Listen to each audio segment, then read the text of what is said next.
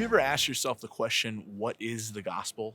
I mean, what really is it? I'm sure you know a lot about the gospel. I'm sure you know the basic story of it, maybe even have some verses of it memorized. But what is the gospel and why is it so important? This is an important question, right? Because it's through the gospel, basically, that we are saved in Christ. Okay.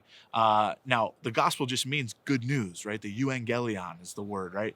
And what that good news is that Jesus Christ, this man, proved that he wasn't just man, he was both God and man.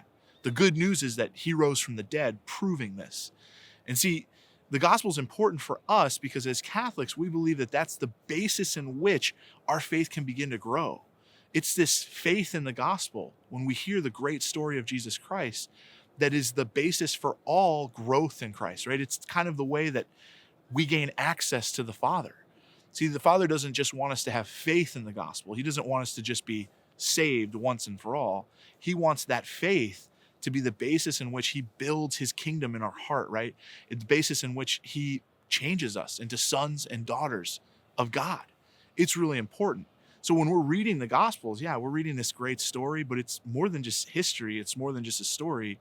It is the story that saves us. It is the story of God become man so that man can then become God, right? It's the story of this man, Jesus Christ, who walked on earth, said he was God, and then proved it by rising from the dead. This is our great story, and it needs to be our great story. It's the only story that matters for us as far as being able to be changed in faith by a loving God. So next time you think about the gospel, right, don't think about it like a history text. Don't even think about it like a devotional.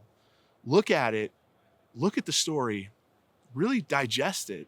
Ask yourself, do I believe? And if you believe, give yourself to the God who told this story for you, the God who loves you and who wants to change you.